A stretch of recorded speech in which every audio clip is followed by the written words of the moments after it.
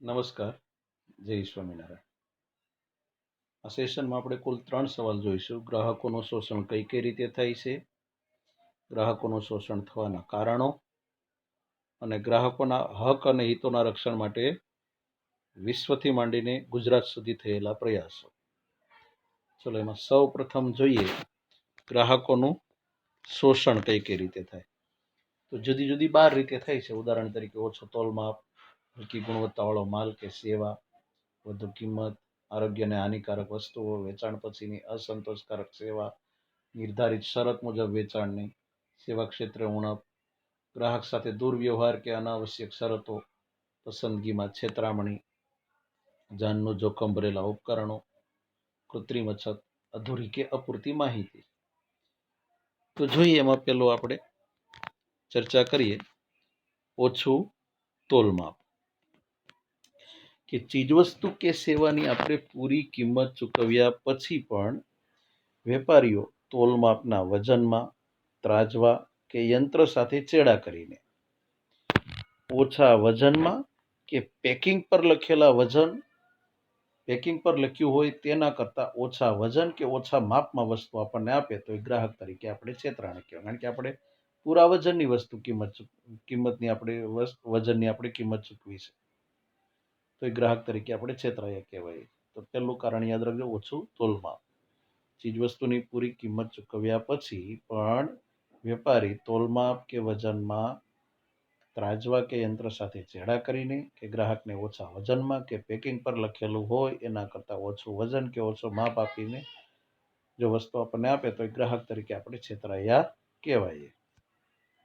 બીજું, હલકી ગુણવત્તાવાળી માલ કે સેવા. આપણે પૂરી ગુણવત્તાના પૈસા ચૂકવ્યા હોય પણ આપણને હલકી ગુણવત્તાવાળી, ભેળસેળવાળી, કૃત્રિમ કે નકલી માલ વગેરે માર્ગે તેમજ અંતિમ તિથિ કે એક્સપાયરી ડેટ વીતી ગઈ હોય તેવી દવા, સૌંદર્ય પ્રસાધન કે અન્ય વપરાશી ચીજોનું વેચાણ કરે તો એ ગ્રાહક તરીકે આપણે છેતરાઈએ કહેવાય. કારણ કે આપણે પૂરી ગુણવત્તાના પૈસા આપ્યા પણ આપણને વસ્તુ કેવી મળી, તો ફરીથી યાદ રાખજો, હલકી ગુણવત્તાવાળી, ભેળસેળવાળી, કૃત્રિમ કે નકલી માલ કે અંતિમ તિથિ કે એક્સપાયરી ડેટ વીતી ગઈ હોય તેવા દવા કે સૌંદર્ય પ્રસાધન આપણને કે અન્ય કોઈ પણ વપરાશી વસ્તુ આપે એ ગ્રાહક તરીકે આપણે છેતરાણા કહેવાય. નંબર 3, વધુ કિંમત. ચીજવસ્તુ પર છાપેલી કિંમત કે વ્યાજબી, કોઈ વસ્તુ આપણે નોન પેકેટેડ ખરીદતા હોઈએ તો એની વ્યાજબી કિંમત હોય, તો છાપેલી કિંમત કે વ્યાજબી કિંમત કરતા વધારે કિંમત કે વધુ ભાવ લઈને વેપારીઓ ગ્રાહકનું શોષણ કરે છે. ક્યારેક તમે જુઓ તો હાઈવે પરની હોટલો ગ્રાહકોની મજબૂરીનો લાભ લઈને વધુ ભાવ લેતી હોય છે, છાપેલી કિંમત કરતા વધુ ભાવ. એ ગ્રાહક તરીકે આપણે છેતરાણા જ કહેવાય. તો આ વધુ કિંમત ફરીથી યાદ રાખજો, ચીજ વસ્તુ પર છાપેલી કિંમત કે વ્યાજબી કિંમત કરતા વધારે કિંમત કે ભાવ લઈને વેપારીઓ ગ્રાહકનું શોષણ કરે છે. ત્યારબાદ ચોથો મુદ્દો છે આરોગ્યને હાનિકારક વસ્તુઓ. ક્યારેક વેપારીઓ વ્યાજબી નફા કરતા વધુ નફો મેળવવાની લાલચે ખાદ્ય પદાર્થોમાં ભેળસેળ કરીને ગ્રાહકોના આરોગ્યને હાનિ પહોંચાડે છે. આ સિવાય પેટ્રોલ, ડીઝલ, કેરોસીન વગેરેમાં ભેળસેળ કરીને પણ વિક્રેતાઓ ગ્રાહકોનું શોષણ કરે છે. ફરીથી યાદ રાખજો, આરોગ્યને હાનિકારક વસ્તુઓ. ક્યારેક વેપારીઓ કે ઉત્પાદકો વ્યાજબી નફા ઉપરાંત વધુ નફો મેળવવાની લાલચે ખાદ્ય પદાર્થોમાં ભેળસેળ કરીને વેપારી ગ્રાહકોના આરોગ્યને નુકસાન પહોંચાડે છે. આ ઉપરાંત પેટ્રોલ, ડીઝલ, કેરોસીન વગેરેમાં ભેળસેળ કરીને વેપારીઓ ગ્રાહકોનું જુદી જુદી રીતે શોષણ કરે છે. આ થયું આરોગ્યને હાનિકારક વસ્તુઓ. નંબર 5, વેચાણ પછીની અસંતોષકારક. કેટલીક આપણે મોંઘી વસ્તુ ખરીદતા હોય આપણા ઘરમાં કે લોંગ ટાઈમ ચાલે. ઉદાહરણ તરીકે એવી કઈ કઈ વસ્તુ? મોટર કાર, સ્કૂટર, ઇલેક્ટ્રોનિક ઉપકરણ, AC machine, TV, fridge, tractor. આવી મોંઘી વસ્તુ અનેક વર્ષો સુધી ચાલે એવી વસ્તુ આપણે ખરીદતા હોઈએ, પણ એ ક્યાં સુધી ચાલે?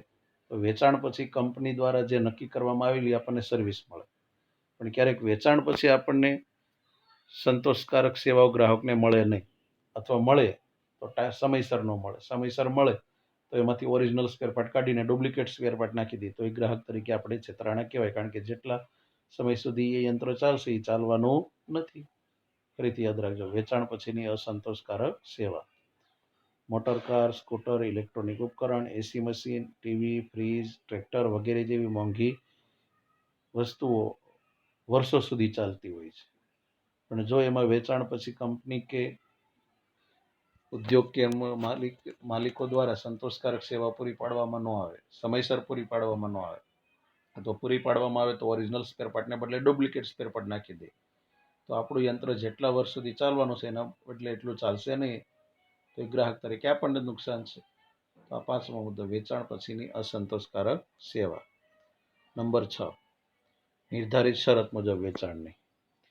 કેટલીક વાર આપણે આપણા આખી જિંદગીની બચત આપણે નાખી દઈએ એવી વસ્તુ આપણે ખરીદતા હોઈએ છીએ, તો એમાં બંને પક્ષે શરત કે લખાણ થયું હોય. ઉદાહરણ તરીકે કેટલીક વખત લખાણ, નિયત પ્રમાણ, નિર્ધારિત શરત, ધારાધોરણ મુજબ વેપારી કે ઉત્પાદકો દ્વારા ચીજવસ્તુ કે સેવા આપણને પૂરી ન પાડવામાં આવે અને ગ્રાહકનું શોષણ કરવામાં આવે છે. આમાં બેસ્ટ લાગુ પડે બિલ્ડર.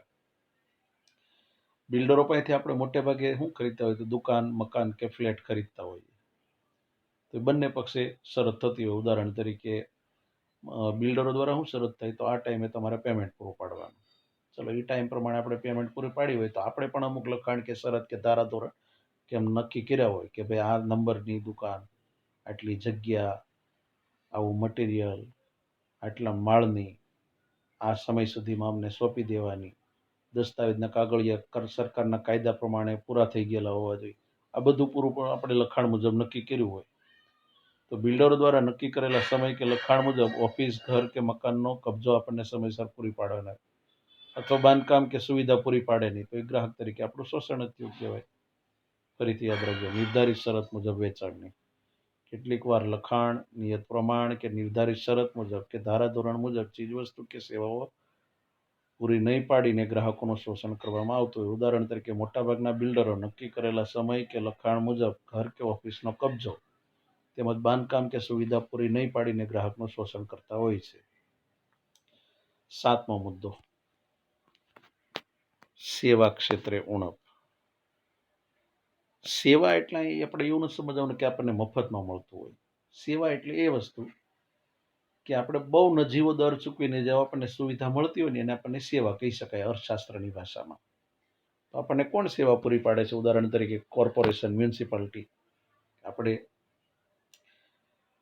આપણને ગટર છે, પાણીની છે, આ બધી સુવિધાઓ બહુ ઓછા દર ચૂકવીને કરીએ છીએ. એવી જ રીતે પંચાયતો, ST bus, travels company, railway, વીજળી કંપની, બેંક, વીમા company, gas supplier, telephone company, doctor, આ બધાને આપણે નાણું ચૂકવીને સેવા ભોગવીએ છીએ. તો જો આપણને ખામીયુક્ત સગવડ કે સેવાઓ પૂરી પાડે તો એ ગ્રાહક તરીકે આપણું શોષણ થયું કહેવાય. ઉદાહરણ તરીકે ડોક્ટરની બેદરકારીને કારણે ઓપરેશન કરતી વખતે અમુક કપડું વગેરે જેવું શરીરની અંદર રહી જાય તો એક ગ્રાહક તરીકે આપણને જ નુકસાન છે. વીજ કંપની આપણને બિલ લખતી વખતે આંકડા ખોટા લખે અને આપણે વધારે બિલ ચૂકવવું પડે તો એક ગ્રાહક તરીકે આપણું જ શોષણ છે. તો આ 7મો મુદ્દો થયો સેવા ક્ષેત્રે ઉણપ. ફરીથી યાદ રાખજો, corporation, panchayat, ST, travels company, railway, વીજ કંપની, બેંક, વીમા company, gas supplier, telephone company, doctor વગેરે ખામીયુક્ત સગવડ કે સેવાઓ પૂરી પાડી ગ્રાહકોનું શોષણ કરે છે. નંબર 7, ગ્રાહક સાથે દુર્વ્યવહાર કે અનાવશ્યક શરત. કેટલીક વાર ઉત્પાદકો કે વિક્રેતાઓ ગ્રાહકો સાથે દુર્વ્યવહાર કરે છે, જેથી ગ્રાહકોનું અપમાન કે માનહાનિ થાય. બધાની સામે ગ્રાહકોનું અપમાન થાય એવા શબ્દો બોલે, ગેરશબ્દો બોલે, અપમાનજનક શબ્દો બોલે, તો ભલે આપણે ત્યાંથી ₹1 પણ ખરીદી ન કરી હોય તો એક આપણે ગ્રાહક તરીકે છેતરાણ કહેવાય. આમાં બેસ્ટ એક્ઝામ્પલ સાડી શોપનું લાગુ પડે. ઉદાહરણ તરીકે કોઈ પણ એક સ્ત્રી સાડી ખરીદવા જાય અને 10, 15 કે 20 સાડી જોયા પછી પણ કોઈ સાડી ખરીદ્યા નહીં, તો દુકાનદાર બધાની સામે એ સ્ત્રીને ગમે તેવા શબ્દો બોલીને એનો અપમાન ન કરી શકે. અને અપમાન કરે તો એક સ્ત્રી ગ્રાહક તરીકે પીડિત થઈ કહેવાય. તો આવા સંજોગોમાં જો આપણે એનો ઓડિયો કે વિડીયો રેકોર્ડિંગ કરીને અદાલતમાં માનહાનિનો આપણે કેસ કરી શકીએ. અને અનાવશ્યક શરતો એટલે શું? તો ક્યારેક સરકારી સુવિધા લેવા માટે બધું આપણી પાસે પૂરતું હોય, વારંવાર ધક્કા ખવડાવે અને આપણી પાસે નાણાંની માંગણી કરે, તો એક પ્રકારની અનાવશ્યક શરત કહેવાય. ફરીથી યાદ રાખજો, 8મો મુદ્દો, ગ્રાહક સાથે દુર્વ્યવહાર કે અનાવશ્યક શરતો. કેટલીક વાર ઉત્પાદકો, વિક્રેતાઓ ગ્રાહકો સાથે દુર્વ્યવહાર કરે છે, જેથી ગ્રાહકનું બધાની સામે અપમાન કે માનહાનિ થાય. અને કેટલીક વખત સરકારી અધિકારીઓ એવો ભ્રષ્ટાચાર કે વગેરેનું આચરણ કરીને આપણી પાસેથી વધારાના નાણાંની માંગણી કરે, એ ગ્રાહક તરીકે આપણે છેતરાયા કહેવાય. ચલો, પસંદગીમાં છેતરામણી. કેટલાક ઉત્પાદકો ટીવી જેવા પ્રચાર માધ્યમોમાં લોભામણી જાહેરાતો કરે છે. તો ત્યારે ગ્રાહક એવી જાહેરાતો જોઈને વસ્તુ ખરીદતી વખતે જાહેરાતથી પ્રભાવિત થઈને જાણકારી મેળવ્યા વગર કે કોઈ પણ પ્રકારની ચોકસાઈ કે ખાતરી કર્યા વગર વસ્તુની પસંદગી કરવામાં ભૂલ કરી બેસે છે. આમાં ગ્રાહક જાહેરાતથી મોટે ભાગે પસ્તાઈ કેમ જાય છે? તો મોટે ભાગે જે ટીવી પર આવતી જાહેરાતો મોટે ભાગે પોતાની પ્રોડક્ટના 95% ખોટા વખાણ કરતી હોય છે, છતાં ગ્રાહક જાહેરાતમાં આવી જાય એનું કારણ એક જ છે. મોટે ભાગે આવી જાહેરાત કરનારા પ્રખ્યાત મોડેલો, અભિનેતા, અભિનેત્રી કે લોકોના મનપસંદ ક્રિકેટરો કે રમતગમતના ખેલાડીઓ હોય છે. તો આવા સંજોગોમાં આપણે જો જાહેરાત મુજબ વસ્તુ ખરીદવા જઈએ, એની ચોકસાઈ કે કાળજી ન રાખીએ, જોવાની ખાતરી ન કરીએ, તો આપણે વસ્તુ પસંદ કરવામાં ભૂલ કરી બેસીએ અને આપણે છેતરાઈ જઈએ છીએ. આ 9મું કારણ, પસંદગીમાં છેતરામણી. 10મું કારણ છે જાનનું જોખમ ભરેલા ઉપકરણો. કેટલાક ઉપકરણ આપણે એવા ખરીદતા હોય કે જો એના નાની મોટી નિષ્કાળજી રાખી હોય, બેદરકારી રાખી હોય, એનો ઉપયોગ કરીએ તો આપણા જીવનું પણ એમાં જોખમ હોય. ઉદાહરણ તરીકે વિદ્યુત કે ઇલેક્ટ્રોનિક ઉપકરણોની બનાવટમાં સુરક્ષાની પૂરતી કાળજી લીધા વિના જો એમાં હલકી કક્ષાની કે બનાવટી સામગ્રી વાપરવામાં આવી હોય તો ક્યારેક એમાં ગ્રાહકના જીવનું પણ જોખમ હોય છે. ઉદાહરણ તરીકે ઇસ્ત્રી જેવા સાધનમાં કરંટ લાગવાથી, કુકર કે ગીઝર ફાટવાથી, ગેસની બોટલ ફાટવાથી ગ્રાહકોના જીવનું જોખમ હોય છે. જો એની બનાવટમાં સેફટીના પૂરતા માપદંડ ન રાખવામાં આવે, ક્યારેક આપણા જીવનું પણ જોખમ હોય છે. ફરીથી યાદ રાખજો, જાનની જોખમ ભરેલા ઉપકરણો. હું આખો મુદ્દો કીધો. કેટલીક વખત વિદ્યુત કે ઇલેક્ટ્રોનિક ઉપકરણોની બનાવટમાં સુરક્ષાની પૂરતી કાળજી લીધી વિના હલકી ગુણવત્તાની વાળી કે બનાવટી સામગ્રી બનાવવામાં આવે છે કે જેથી એમાં ગ્રાહકોનું જોખમ રહેલું છે, જાનનું જોખમ. એના 4-5 ઉદાહરણ યાદ રાખો. ઇસ્ત્રી જેવા સાધનમાં કરંટ લાગવો, કુકર કે ગીઝર ફાટવું કે જેનાથી ગ્રાહકોનો જીવ ખતરામાં મુકાય છે. નંબર 11, કૃત્રિમ અછત. કેટલીક વખત વેપારી કે ઉત્પાદકો વધુ નફો મેળવવાની લાલચે ચીજવસ્તુ કે સેવાનો સ્ટોક હોવા છતાં એનો સંગ્રહ કરે છે અને બજારમાં કૃત્રિમ અછત ઊભી કરે. હવે અછત ઊભી થાય એટલે એના ભાવ વધે, એટલે ગ્રાહકો પાસેથી એ વેપારી કે ઉત્પાદકો ઊંચા ભાવ પડાવે. તો આ એક રીતે ગ્રાહકોનું શોષણ જ કહેવાય. ફરીથી યાદ રાખજો, કૃત્રિમ અછત કે ક્યારેક વેપારી કે ઉત્પાદકો વધુ નફો મેળવવાની લાલચે વસ્તુઓની સંગ્રહખોરી કરી બજારમાં વસ્તુઓની કૃત્રિમ અછત ઊભી કરે છે અને તેઓ ઊંચા ભાવે વસ્તુ વેચીને ગ્રાહકોનું શોષણ કરે છે. 12મો મુદ્દો, અધૂરી કે અપૂરતી માહિતી. ગ્રાહક તરીકે આપણે કોઈ પણ વસ્તુ ખરીદવા જઈએ તો આપણે માહિતી મેળવવાનો પૂરેપૂરો અધિકાર છે. કઈ માહિતી આપણે મેળવી શકીએ? વસ્તુની કિંમત,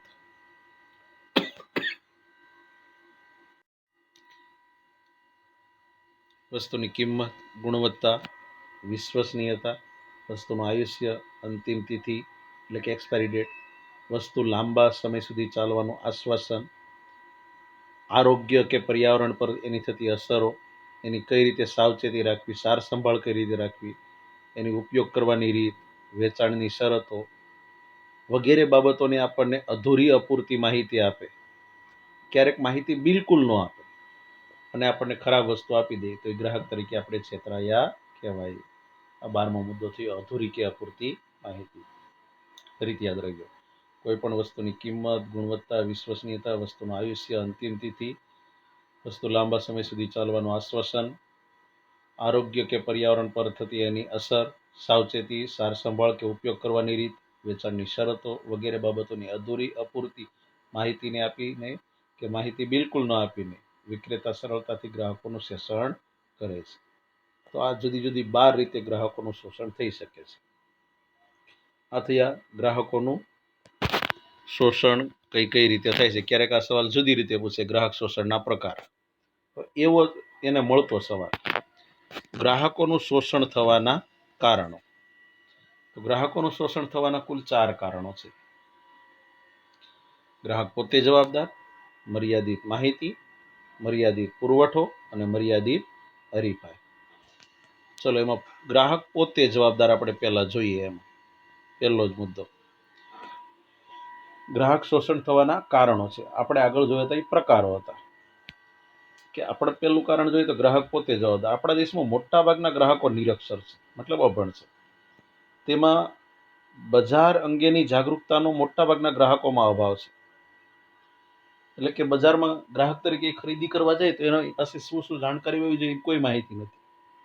બીજું, જો એ છેતરાણા હોય તો એ સંગઠિત થઈને પોતાને થયેલા નુકસાન કે શોષણ સામે કાનૂની લડત લડવાની તૈયારી પણ નથી કરી શકતા. આમ નિરક્ષરતાને કારણે બજારના ઉત્પાદનો કે બજાર સંબંધી એની પાસે કોઈ જાણકારી નથી હોતી. એ નિરક્ષર હોવાને કારણે બજારમાં કયા કયા ઉત્પાદનો છે, કેવા કેવા એની ગુણવત્તા હોવી જોઈએ, એની બજાર સંબંધી કોઈ એની પાસે જાણકારી નથી હોતી. આથી આ બાબતનો લાભ લઈને ઉત્પાદકો કે વેપારીઓ ગ્રાહકોનું વિવિધ રીતે એને છેતરે કે એનું શોષણ કરે છે. તો આમાં એ ગ્રાહક પોતે જવાબદાર છે. ફરીથી આખો મુદ્દો જોઈએ, યાદ રાખજો. મોટાભાગના બજારમાં ગ્રાહકો નિરક્ષર છે. બજારમાં ખરીદી અંગેની જાગૃતતાનો એનામાં અભાવ છે. પણ એ જો એ છેતરાઈ જાય તો સંગઠિત થઈને એને નુકસાન કે શોષણ સામે લડત પણ લડતો નથી. એટલે નિરક્ષરતાને કારણે તેમાં બજારના ઉત્પાદનો કે બજાર સંબંધી એની પાસે કોઈ જાણકારી નથી હોતી. તો આવી પરિસ્થિતિનો લાભ લઈ ઉત્પાદકો કે વેપારીઓ એનું વિવિધ રીતે છેતરીને કે તેમનું જુદી જુદી રીતે શોષણ કરે છે. આ થયું ગ્રાહક પોતે જવાબદાર. હવે આગળનો મુદ્દો છે મર્યાદિત માહિતી. તો એમાં પહેલો જ મુદ્દો જોઈએ કે મૂડીવાદી અર્થવ્યવસ્થામાં ઉત્પાદક કે વિક્રેતા કોઈ પણ ચીજ વસ્તુ કે સેવાને ગમે એટલા જથ્થામાં એનું ઉત્પાદન કરી શકે ને વેચાણ કરી શકે. આપણે 15મા પાઠ ભણ્યા હતા સમાજવાદી અને મૂડીવાદી પદ્ધતિ. મૂડીવાદી પદ્ધતિમાં બધા સ્વતંત્ર હોય, એમાં સરકારનું કોઈ નિયંત્રણ ન હોય. ઉત્પાદક ગમે એટલું વસ્તુનું ઉત્પાદન કરી શકે, ગમે એટલું વેચાણ કરી શકે. વળી એ ચીજ વસ્તુના ઉત્પાદનના કોઈ માપદંડ નથી કે ભાઈ આવી રીતે ઉત્પાદન કરવું, આટલા એના ભાવ રાખવા કે એના ગુણવત્તા સંબંધે કોઈ નિયમ હોતા નથી. અને જ્યાં નિયમ હોય ત્યાંનું કડકપણે કોઈ પાલન નથી, કારણ કે પાલન થાય એવી કોઈ વ્યવસ્થા નથી હોતી. તો બજારની આ પરિસ્થિતિમાં ગ્રાહકને ચીજ વસ્તુની બાબતમાં એને પૂરેપૂરી અને સાચી માહિતી આપવી ખાસ શું હોય છે, જરૂરી હોય છે. યાદ રાખજો, મૂડીવાદી અર્થવ્યવસ્થામાં જ્યારે ગ્રાહક વસ્તુ ખરીદવા જાય ત્યારે એને સાચી અને પૂરેપૂરી માહિતી આપવી જરૂરી હોય છે. પણ ક્યારેક આ પરિસ્થિતિમાં વેપારીઓ કે ઉત્પાદકો, યાદ રાખજો, આ પરિસ્થિતિમાં ચીજવસ્તુની ખરીદી વખતે ગ્રાહક વિવિધ બાબતો જેવી કે કિંમત, એની ગુણવત્તા, એની બનાવટ, ઉપયોગની રીત કઈ, વેચાણ પછીની શરતો કઈ છે, વેચાણ પછીની સેવા કઈ છે, વોરંટી છે કે ગેરંટી છે વગેરે એને કોઈ માહિતી આપવામાં નથી. ક્યારેક આપે તો અધૂરી કે અપૂરતી આપે. તો અને બીજી બાજુ ગ્રાહક પાસે ચીજવસ્તુ કે સેવાની ખરીદીની સાચી સમજણ નથી હોતી. એ સમજણના અભાવે ગ્રાહક ખરીદી કરવામાં ભૂલ કરી બેસે છે અને એને આર્થિક કે માનસિક નુકસાન થાય છે. તો અહીંયા ગ્રાહક છેતરાણું એનું મુખ્ય કારણ છે માહિતીનો અભાવ. ફરીથી આખો મુદ્દો જોઈએ. આખો મુદ્દો કીધો, મૂડીવાદી અર્થવ્યવસ્થામાં ઉત્પાદક કે વિક્રેતા કોઈ પણ ચીજ વસ્તુ કે સેવાનું ગમે એટલા જથ્થામાં ઉત્પાદન કે વેચાણ કરવા માટે સ્વતંત્ર હોય છે. વળી વસ્તુના ઉત્પાદનના કોઈ માપદંડ, ભાવ નક્કી કરવાના કોઈ માપદંડ નથી હોતા અને ગુણવત્તા અંગેના કોઈ નિયમ નથી હોતા. અને જ્યાં નિયમ હોય ત્યાં પાળવા જરૂરી હોતા નથી અથવા કોઈ પાલન નથી થતું. તો આ પરિસ્થિતિમાં ગ્રાહકને ચીજવસ્તુની બાબતમાં પૂરેપૂરી સાચી માહિતી આપવી જરૂરી છે. તો આ પરિસ્થિતિમાં ચીજવસ્તુની ખરીદી વખતે ગ્રાહકને જુદી જુદી બાબતો જેવી કે કિંમત, ગુણવત્તા, બનાવટ, ઉપયોગની રીત, વેચાણ પછીની શરત, વેચાણ પછીની સેવા, વોરંટી કે ગેરંટી વગેરે વિશેની માહિતી આપવામાં આવતી નથી. તો આથી ગ્રાહક ચીજવસ્તુની સાચી ખરીદીના સમજણના અભાવે ભૂલ કરી બેસે છે ખરીદી કરવામાં અને પોતાને આર્થિક કે માનસિક નુકસાન થાય છે. એટલે બીજું કારણ છે મર્યાદિત માહિતી. ત્રીજું કારણ મર્યાદિત પુરવઠો, મતલબ જથ્થો. યાદ રાખજો, ક્યારેક બજારમાં ચીજવસ્તુ કે સેવાનો પૂરતો જથ્થો નથી હોતો. એટલે પૂરતો જથ્થો ન હોય એટલે વસ્તુની અછત સર્જાય અને અછત સર્જાય એટલે ગ્રાહકોને મોટે ભાગે શોષાવવું પડે છે. એક કારણ આ જવાબદાર છે. બીજું કારણ કયું? મર્યાદિત પુરવઠો એટલે કે વસ્તુની માંગની તુલનામાં એનું ઉત્પાદન ઓછું હોવું. ક્યારેક હાથે કરીને ઉત્પાદન ઓછું થઈ જાય કે ઉદાહરણ તરીકે આ પરિસ્થિતિમાં વેપારી કે ઉત્પાદકો વધારે ભાવ લેવા વસ્તુની સંગ્રહખોરી કરે અને નફાખોરી કરે, તો એ ગ્રાહક તરીકે આપણું શોષણ થાય છે. અહીંયા ગ્રાહક શોષાય છે એનું મુખ્ય કારણ વસ્તુનો પૂરતો પુરવઠો નથી, જથ્થો નથી, એને કારણે પણ ગ્રાહક શોષાય છે. ફરીથી આખો મુદ્દો જોઈએ. ત્રીજો મુદ્દો મર્યાદિત પુરવઠો. જ્યારે બજારમાં ચીજવસ્તુ કે સેવાનો પૂરતો જથ્થો ન હોય, ત્યારે વસ્તુની અછત હોય, ત્યારે અછતને કારણે ગ્રાહકોને વધારે ભાવ ભરવા પડતા હોય છે. મર્યાદિત પુરવઠો એટલે વસ્તુની તુલનામાં તેનું ઉત્પાદન ઓછો હોય. આ પરિસ્થિતિમાં વસ્તુની સંગ્રહખોરી કે નફાખોરી જેવી પ્રવૃત્તિને પણ પ્રોત્સાહન મળે છે. ચોથું કારણ છે મર્યાદિત હરીફાઈ. જ્યારે કોઈ એક જ ઉત્પાદક કે ઉત્પાદક સમૂહ ચીજવસ્તુના ઉત્પાદન કે વહેંચણીનો એકાધિકાર ધરાવતો હોય, ઇજારો ધરાવતો હોય, મતલબ એના સિવાય એના જેવી વસ્તુ બીજી કોઈ કંપની બનાવતી જ ન હોય, તો એવા સંજોગોમાં વસ્તુની કિંમત, એની ગુણવત્તા, એની બનાવટ કે વસ્તુની પ્રાપ્તિ સાથે ચેડા થવાની પૂરેપૂરી સંભાવના છે. ઉદાહરણ તરીકે બજારમાં એક જ કંપનીની ટૂથપેસ્ટ મળતી હોય, દંત ક્રાંતિની, તો એ ગમે એટલી કિંમત રાખે, ગમે એવી ગુણવત્તા રાખે, ગમે એવી રીતે બનાવે, તો આપણે એ ફરજિયાત ખરીદવી પડશે. પણ એની જગ્યાએ બજારમાં જો અનેક કંપનીની ટૂથપેસ્ટ હોય, તો દંત ક્રાંતિ જો આવી પ્રવૃત્તિ અનુસરશે, તો આપણે બીજી કંપની ખરીદી શકશું. પણ એ ક્યારે શક્ય બને? કે બજારમાં વસ્તુ વેચવા માટેની હરીફાઈ હોય ત્યારે. તો આ સંજોગોમાં જો હરીફાઈ ન હોય, તો વસ્તુની કિંમત, એની ગુણવત્તા કે તેની સેવાઓ કે પ્રાપ્તિના સમયની બાબતમાં ગ્રાહકોને શોષાવવું પડે છે.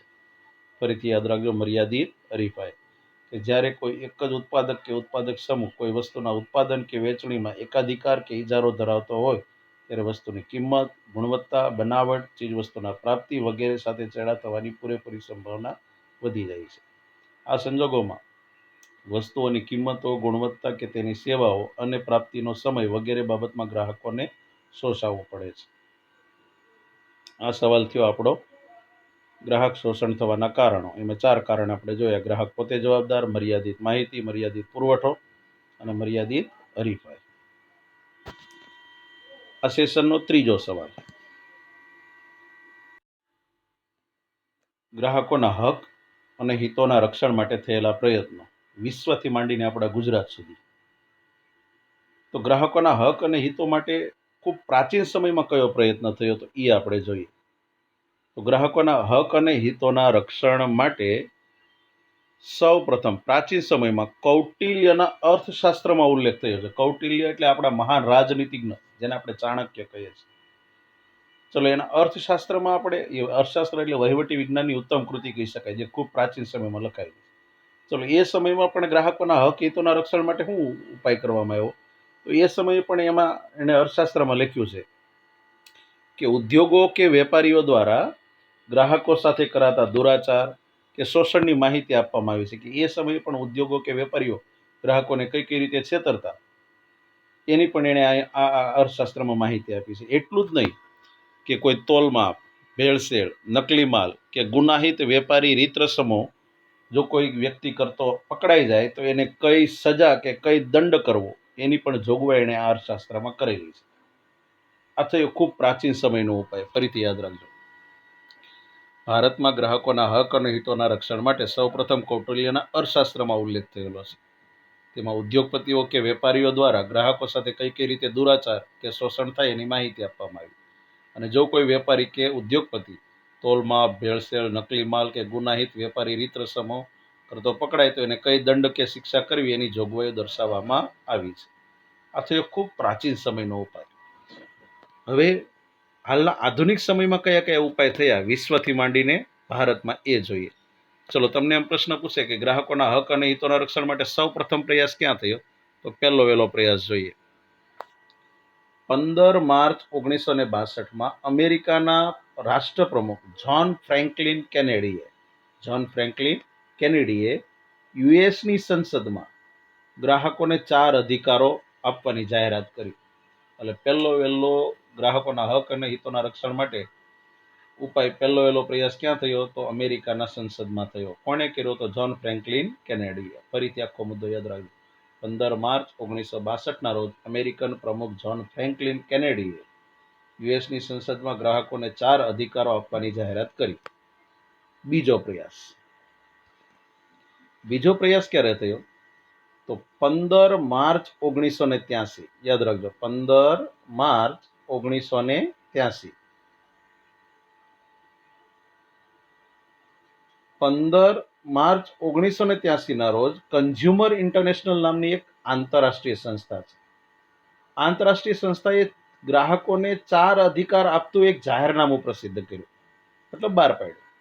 આ જાહેરનામું 15 માર્ચે બહાર પાડ્યું છે. આથી દુનિયામાં, મતલબ વિશ્વમાં 15 માર્ચને કયો દિવસ મનાવવામાં આવે છે? તો વિશ્વ ગ્રાહક અધિકાર દિવસ. IMCQ માટે ખાસ ધ્યાન રાખજો.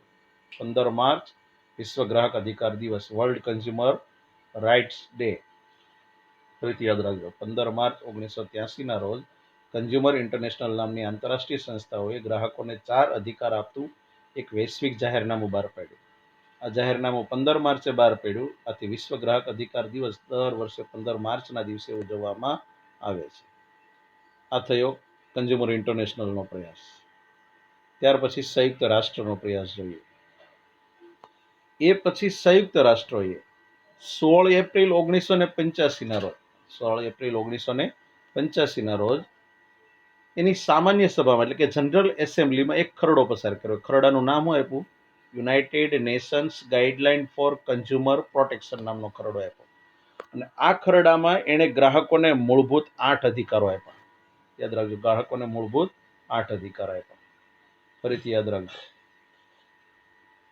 ત્રીજો પ્રયાસ કોણે કર્યો? તો સંયુક્ત રાષ્ટ્રોએ. સંયુક્ત રાષ્ટ્રોએ 16 એપ્રિલ 1985 સામાન્ય સભામાં United Nations guideline for consumer protection નામનો ખરડો આપ્યો. આ ખરડામાં ગ્રાહકોને મૂળભૂત 8 અધિકારો આપ્યા. એટલું જ નહીં, દુનિયાના દેશોને એક સજેશન કર્યું. હું સજેશન કર્યું કે વિશ્વના દેશો પોતાના દેશના ગ્રાહકોના અધિકાર માટે, પોતાના દેશના ગ્રાહકોના અધિકારો કે હકોના રક્ષણ માટે એક અસરકારક કાનૂની માળખું બનાવે. મતલબ દરેક દેશો પોતાના દેશના ગ્રાહકોના હક અને અધિકારોના રક્ષણ માટે એક કાનૂની માળખું બનાવે અને દરેક દેશો પોતાના દેશના ગ્રાહકોને અધિકાર આપે. હવે સંયુક્ત રાષ્ટ્રોએ સૂચન કર્યું એટલે આપણા દેશે પણ એને માન્ય કર્યું હોય. ચલો ફરીથી આ ત્રીજો પ્રયાસ સંયુક્ત રાષ્ટ્રનો. મોકો મુદ્દો યાદ રાખશો. સંયુક્ત રાષ્ટ્રોએ 16 એપ્રિલ 1985 ના રોજ જનરલ એસેમ્બલી, એટલે કે સામાન્ય સભામાં United Nations guideline for consumer protection નામના ખરડામાં ગ્રાહકોને મૂળભૂત 8 અધિકારો જાહેર કર્યા. આ ખરડામાં એણે વિશ્વના દેશોને પોતાના દેશના ગ્રાહકો માટે અધિકાર અને હિતોના રક્ષણ માટે અસરકારક કાનૂની માળખું બનાવવાની ભલામણ કરી. હવે સંયુક્ત રાષ્ટ્રોએ સૂચન કર્યું તો આપણા દેશે શું પ્રયાસ કર્યો? તો ભારતનો પ્રયાસ જોઈએ. સાંભળજો. તો ભારતનો પહેલો પ્રયાસ જોઈએ તો સંયુક્ત રાષ્ટ્રોએ કરેલી ભલામણ મુજબ ભારતની સંસદે રાષ્ટ્રીય ગ્રાહક સુરક્ષા અધિનિયમ 1986 ઘડી કાઢ્યો. ફરીથી યાદ રાખજો, સંયુક્ત રાષ્ટ્રોએ કરેલી ભલામણ મુજબ આપણા દેશની સંસદે કયો કાયદો ઘડી કાઢ્યો? રાષ્ટ્રીય ગ્રાહક સુરક્ષા અધિનિયમ 1986. હવે આ ખરડો બન્યો. એ ખરડાને રાષ્ટ્રપતિએ સંમતિ ક્યારે આપી? યાદ રાખજો, આ ખરડા ઉપર રાષ્ટ્રપતિની સહી, મતલબ સંમતિ ક્યારે મળી? તો 24 ડિસેમ્બર 1986 ના રોજ. આથી ભારતમાં દર વર્ષે 24 ડિસેમ્બરના રોજ રાષ્ટ્રીય ગ્રાહક અધિકાર દિવસ તરીકે ઉજવવામાં આવે છે. વિશ્વ ગ્રાહક અધિકાર દિવસ યાદ રાખજો 15 માર્ચ, અને રાષ્ટ્રીય ગ્રાહક અધિકાર દિવસ 24 ડિસેમ્બર. ફરીથી યાદ રાખજો. સંયુક્ત રાષ્ટ્રોએ કરેલી ભલામણ મુજબ ભારતની સંસદે રાષ્ટ્રીય ગ્રાહક સુરક્ષા અધિનિયમ 1986 ઘડી કાઢ્યો. અને આ ખરડા કે કાયદાને 24 ડિસેમ્બર 1986 ના રોજ રાષ્ટ્રપ્રમુખની સહી અથવા તો હસ્તાક્ષર થતા એની સંમતિ મળી. આથી ભારતમાં દર વર્ષે 24 ડિસેમ્બરના રોજના દિવસને રાષ્ટ્રીય ગ્રાહક અધિકાર દિવસ તરીકે મનાવવામાં આવે છે. આ ભારતનો પ્રયાસ. હવે ગુજરાતનો પ્રયાસ જોઈએ. યાદ રાખજો, ગુજરાત સરકારનો પ્રયાસ જોઈએ તો એમાં પહેલો જ મુદ્દો, ગુજરાત સરકારે 18 ફેબ્રુઆરી 1988 ના રોજ કયો ખરડો પસાર કર્યો? તો ગુજરાત ગ્રાહક સુરક્ષા નિયમ 1988. ગુજરાત ગ્રાહક સુરક્ષા નિયમ 1988 એ ક્યારે અમલમાં મૂક્યો? તો 18 ફેબ્રુઆરી 1988 ના રોજ અમલમાં મૂક્યો. આ નિયમ મુજબ રાજ્યની ગ્રાહક સુરક્ષામાં રાજ્યમાં ગ્રાહકોની સુરક્ષા માટે કાયદેસરની કાર્યવાહી કરવામાં આવે છે.